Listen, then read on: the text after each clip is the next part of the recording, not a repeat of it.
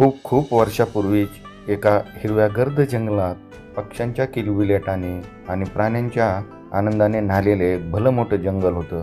या जंगलात अनेक प्राणी गुण्यागोविंदाने राहत होते.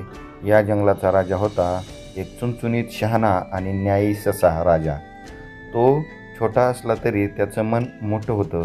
सगळे प्राणी त्याचा खूप मान ठेवत. त्या जंगलात एक वाघ राहायचा. नाव होतं शेऱ्या. तो खूप बलाढ्य होता, पण एकटा होता. इतर प्राण्यांना त्याची भीती वाटायची, म्हणून त्याच्याशी मैत्री कोणीच करत नसे.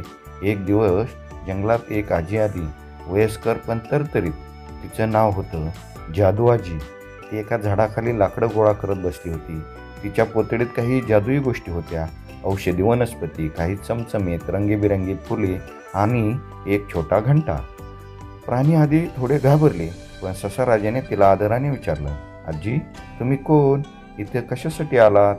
जादू आजी हसून म्हणाली, मी इथं मैत्री पेरायला आले.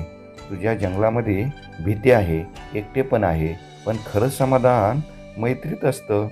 तिचं लक्ष वाघ शेऱ्याकडे गेलं. तो झाडामागे लपून बसला होता. त्याचं बोलणं ऐकत होता. त्याच्या डोळ्यात एकटेपण दिसत होतं. आजीने आपली घंटा वाजवली आणि म्हणाली, या घंटेच्या आवाजाने जे ऐकतील त्यांना मैत्रीची जादू होईल. आवाज पसरला आणि काही क्षणात ससा राजा आणि वाघ शेऱ्या एकमेकांच्या समोर आले. ससा राजाने पुढे होऊन हसून विचारलं, शेऱ्या, तू माझा मित्र होशील का? शेऱ्याच्या डोळ्यात पाणी आलं. तो म्हणाला, माझ्याशी कोणी असं प्रेमाने कधी बोललं नव्हतं. हो, मला तुझा मित्र व्हायला आवडेल.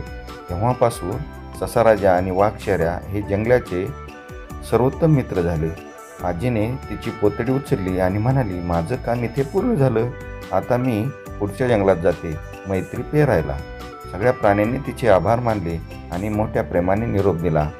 या गोष्टीतून आपल्याला शिकायचं आहे की मैत्री ही कोणत्याही भीतीपेक्षा मोठी असते.